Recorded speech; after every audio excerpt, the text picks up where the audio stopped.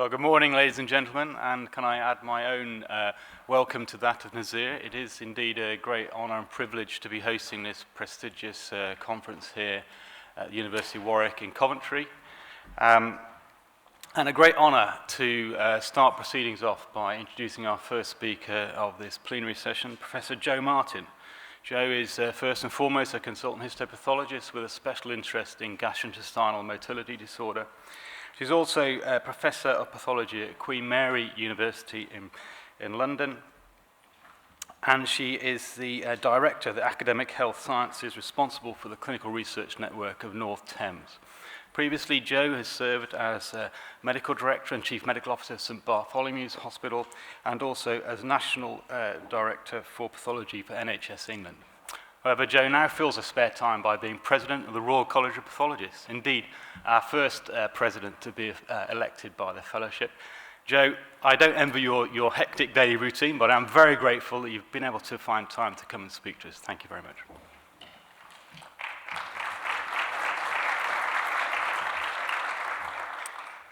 Thank you very much. An honour and a privilege to come here this morning, and it has been fun. My digital credentials are that I'm a huge enthusiast. My day job as president is to tell everyone in the health services that we need more digital. And I have, that's my job, to nag everyone to invest more in digital. So I'm on side from that point of view. My AI credentials are that, actually, I'm not sure many of you know this, but I'm the woman who said no to DeepMind taking all the data, all the renal data from Bart's before it all kicked off. So I was called a guardian, and I actually said, this doesn't look right. Subsequently, that was a very good decision, but I am the one who said no to DeepMind. Never mind, things move on. We've got a huge amount of opportunity. I'm going to talk through some of those opportunities, just review them, get you in the right sort of frame of mind. I'm going to talk about 5 frogs on a log, and then talk about a bit of challenge around digital systems thinking to kick off the conference.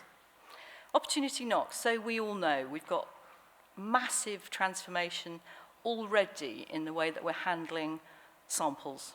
Not everywhere. I've been doing lab tours all over the country, and there's some significantly large university hospitals which are still writing paper forms out. So we've still got a way to go on this, but barcoding, sample labeling, all very, very much bedrock of routine practice in the majority of labs now. Most of the systems now where you'd use bits of film, we're now going digital film imaging, including for some of the molecular stuff. The molecular algorithms that we use to analyse the genome are coming on apace, and again, that's deep learning informed by population-level genome changes. It's making the interpretation of those single variants that we see so often, and sometimes the rearrangements, much more comprehensible as we develop more knowledge.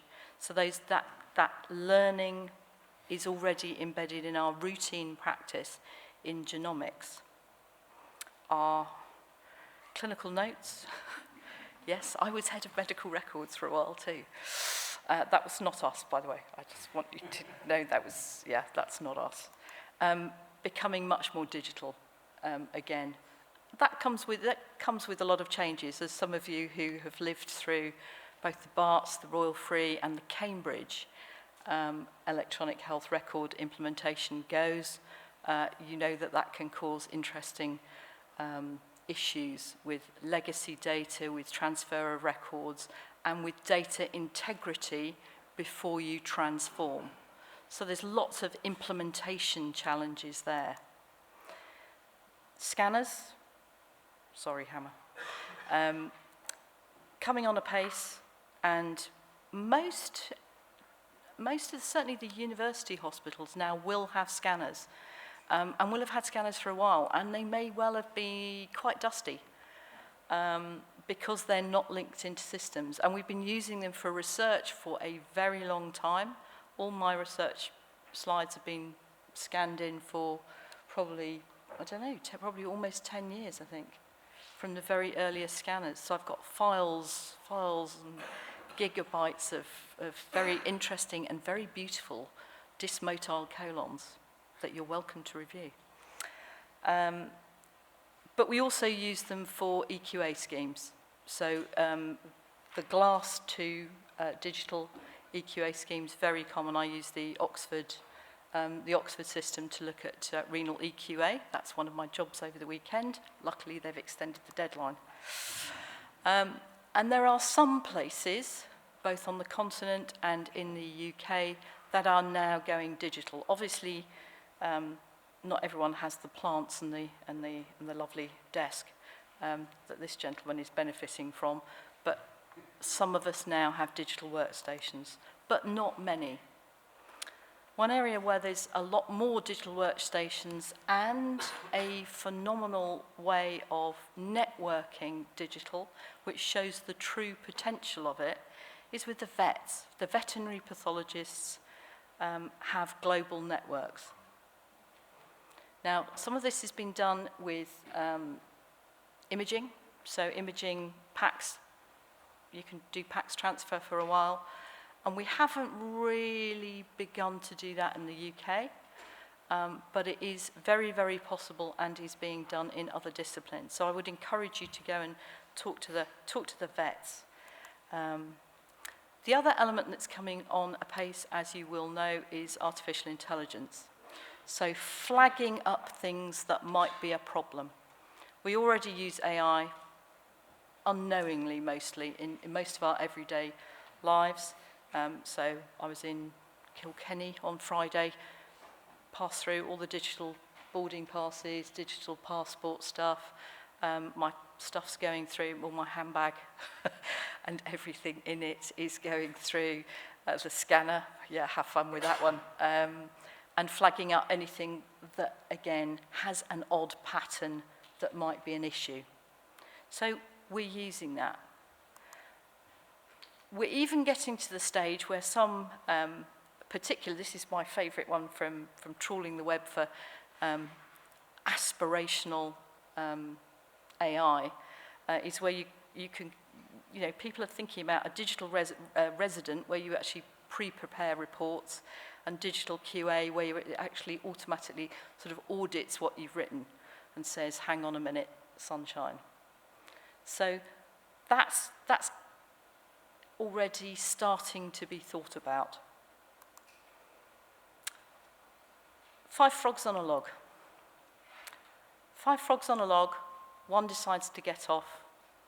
How many are left? 5, because deciding to do something's not the same as actually doing it. And that's that's one of the big management consultancies wrote a whole book called 5 Frogs on a Log, why people don't implement. And we know very well from histo, particularly, I'm going to be histo biased today because most of you will be histo biased. Our staffing in histopathology, not only in the UK but internationally, is pretty miserable. We know that we're looking down the barrel by 2021 of having a 25% shortage of histopathologists. We know that at the moment, only 3% of departments have enough staff. So it's looking bad. So why aren't we doing everything we can to accelerate deployment of solutions that might help? So I got asked that. I got asked that by Matthew Gould. Matthew Gould has just taken over as head of NHSX, and I'd sort of heard a bit of a rumour that this might be happening, or that he might become quite important in NHSX. So I got in quick and invited him for a lab tour. So a couple of weeks ago, I took him around the Path labs, and he said, I thought you were digital. Why not? And it's actually, so why aren't we digital? And you say, well, And then you start to think about exactly why aren't we digital? And that whole process is actually, give us the money. And I know a lot of the vendors here, fantastic, yes, give us the money. But the money's not just the issue. We can already do digital imaging, so we can take clinical photos, we can take X-ray photos, we can take digital photos. But actually, why aren't we all digital ninjas now? We've had the technology around for a bit, and we're not digital ninjas because often our IT systems, those of you so Leeds is really advanced in their digital imaging. They've got a DXC system, LIMS system, DXC, LIMS system, which is 30 years old and has crashed. So you've got this patchwork of extremely modern and extremely interesting. And what's more, behind it, the digital skills in IT are thin on the ground. So the IT, our IT informatics expertise in the health services are limited. So if we say to anything to our IT department, oh, we'd like you to supervise a massive deployment, they just go fetal, rock gently, and that's understandable. You know, we're a 5-hospital system, 53 community sites, probably 90 different IT systems. We've now got one LIMS, which is a good thing. We link out into our community systems. So they've done an enormous amount. And then we got cybered. So it's not an easy environment for them either. So everything that we do in the digital arena has to assist in this endeavour to bring us all up to. And part of that is about thinking about the systems more broadly. When we're looking at acceleration, when we're looking at deployment, you need to think about the whole system. So we've got kit, which requires cash. We've got expertise, which requires training and similarly investment. But we've also got how we think about the community that's using our systems. We've got patients using some of our wearables. Increasingly, we're going to have patients wanting to look at images as well. We've got a range of different clinicians who want to look at images. And bringing that together and essentially skilling up all those people in digital is requiring a slightly different skill set. So we can all have a play at it. You know, I can use my iPhone. I'm an app developer. Officially, I've got an account. And you know, you can train me, albeit slowly, to use a new piece of kit. I can use a digital system. I can use different viewers. Sometimes I can import stuff from one area to another. But actually, fundamentally, when I'm looking at an image down the microscope, I haven't been formally trained to look at that image down the microscope. And we, especially as a college, we examine on glass currently. So there's lots of stuff that we need to think about. We need to think about not just the information that we're getting to make a decision on that image, and how we get the clinical information and the data that we need to interpret that together through the conceptivity, but we also need to look at learning. I've been taught to recognise this through people showing me stuff. Increasingly, the trainees are using digital systems. This is the extremely good Leeds collection where you can look at sections, you can look at frozen sections, you can look at slide collections. We put our exam sections on those so that people can review them and look at them and see whether they've got the right answer. There are also beginning to be some slightly more, not, Darren, please don't take this wrong, but sort of a lot of slide collections are sort of stamp collections. You know, here's one from, you know, here's the gastrointestinal section, and you have a look through those, and those are lots of really good stuff, lots of really interesting stuff. This is a histology, but you know what I mean, don't you? Yeah, that's fine. He's not taking offence, he's a nice man. He might hate me later. But there's a site here from Washington where they sort of repeat stuff, and this is for trainees for basic level medical students. So basically reinforcing pattern recognition. And this reinforcing pattern recognition is generally the way we learn histology. You can learn histology by browsing on the internet. You can learn histology with your feet up at home, your beautifully manicured feet up at home. And you can use apps and whatever to access learning. Now, when you try and spread stuff, and spread stuff quickly, and spread learning quickly, it's quite difficult if you don't get to everybody. And we've learnt that from safety.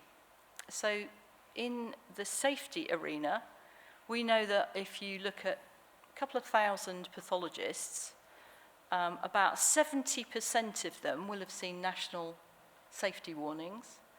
About 80% of them will have seen problems from their own department, and about 25% of them, on a good day, will have seen issues from other departments in their own hospital or other departments in other hospitals. So we know that learning doesn't spread very efficiently. There are certain technical solutions that you can do. So we've done that with the patient safety bulletins at the college. So we've brought those together. Actually, I should have put the IT one up. Actually, that would have probably been more relevant. Our first safety bulletin was on trouble with IT, largely around connectivity. But you can start to do that more quickly with some of the technological solutions. And we need to do that with learning around digital. But bolting on systems to the existing can end badly. It doesn't always go well. It's nice, you get something new and powerful, but you're bolted onto something that doesn't work well. And there's some imaginative solutions coming around at the moment that think more around the way we learn. So, I don't know, hands up, who's got Duolingo on their phone? Yeah. So a significant number. And it's really simple. And it just teaches you, it takes you up through levels, and it teaches you iteratively. And stuff that you get wrong, you get to repeat. And it doesn't start you off by showing you a metastatic rhabdomyosarcoma of the heart. It starts you off with yes and no. And so when we're looking at digital training for the future, we don't want to start at, you know, hello, what do you think about Brexit? Let's have a talk about, you know, the deep political ramifications. You want to start off with, hello, my name is Joe. Nice to meet you. And we need to start thinking about digital training in that same way. And this is across the board. If as a college we start to examine digitally, I need every trainee here and internationally to be able to have access to digital training. And digital training that maps to our curriculum. And digital training that incorporates some of the same elements that we train sort of almost instinctively. So the clinical relevance, the macroscopic, the dissection, the microscopic, but also some of the pitfalls, so some of the artifacts, some of the concerns.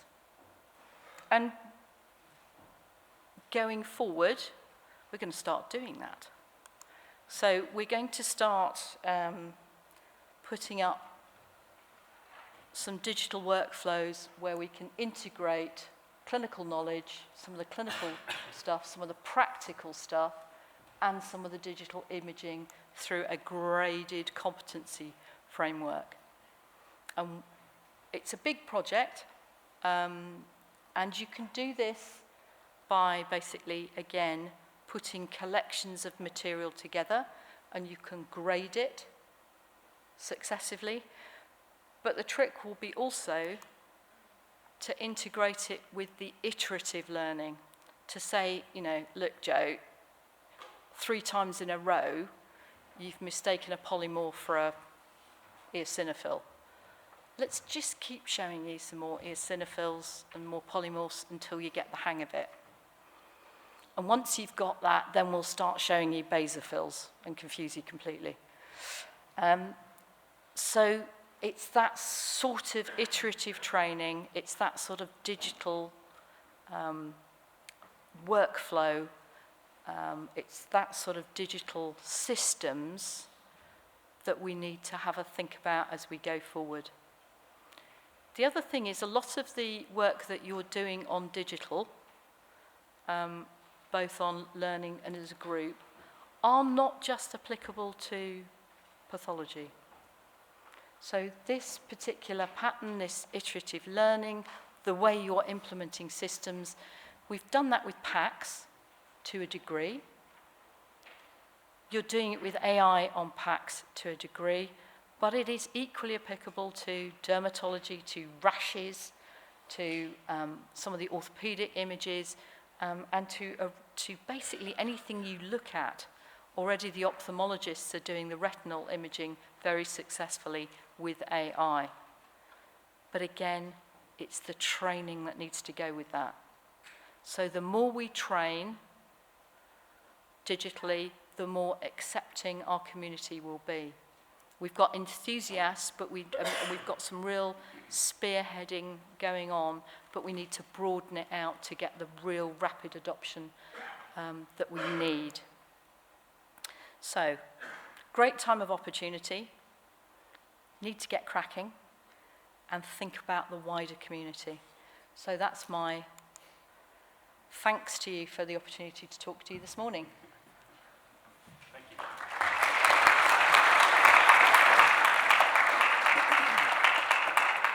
Thank you, Jo. Pleasure. Any questions? I've stunned you all into silence.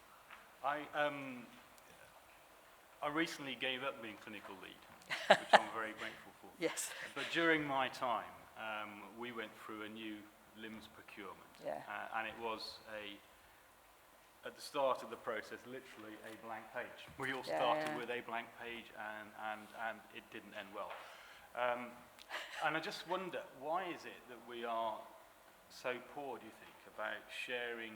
We all have this information in our existing institutions. We've all gone through this process, some of it successfully, some of it less so. Why do you think, as a profession, we're not better at sharing that information about how to get these important, really big infrastructure, building blocks in place to do what needs to be done now and what needs to be done in the future? So part of this relates to, again, straight back to the learning across systems. There's something around a culture, particularly in most of the professions. There's only one area that I've come across that does this differently. When you come to a meeting, you talk about how fantastic everything is. It's very unusual for somebody to stand up and say, oh, I messed up this, I messed up that. You might talk about it over a coffee or in the bar. You might have a word with a friend, but you don't tend to wash your dirty linen in public as a profession. We don't do that. Some of our college patient safety bulletins have been exactly that, anonymised. Yeah. So you might see the underwear, but you don't know whose it is. And that's an attempt to share. We did this with consolidation, and we had a whole edition of the bulletin and some more web stuff, which was learning from consolidation, what goes well, what goes badly. And that was really well received, and I think it's probably appropriate to do a bit of a digital one at the moment, so that as people go in. Certainly I think we've got certainly one IT learning from errors bulletin, college bulletin already that's on the website. And some of that's around interconnectivity. We've had some more middleware issues around, illegal characters. So our middleware, so we've just had 2,000 reports go astray because our middleware doesn't like a dash. It takes a hyphen and an illegal. I just don't even go there. Just don't even go. So we've got this big translation issue. If you put curly brackets in, it stops the report going through to the GPs. It's okay with square brackets, and it's okay with curved brackets, but if you put the curly ones in. So all our lovely text-hungry histopathologists have been writing reams, cutting and pasting into from templates, and it's going into our hospital system. It's not going into the GPs. So learning from mistakes from elsewhere is very important, and perhaps it's time, if the community would find it helpful, to act as a sort of a drop box for, I'm not going to say the dirty secrets, but the things that you wish that other people wouldn't do. Things to avoid. It's really important to do that. And the other thing is just encouraging everybody to be more open about it, including industry. To be honest, stuff we've learnt that actually didn't go well, and particularly for customers, because sometimes we're our own worst enemy. Got a question at the back. There are some microphones, I think, roving around. Or just howl. I think.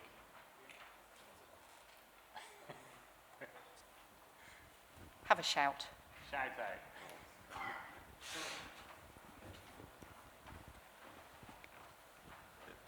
We have got them, they're just not roaming.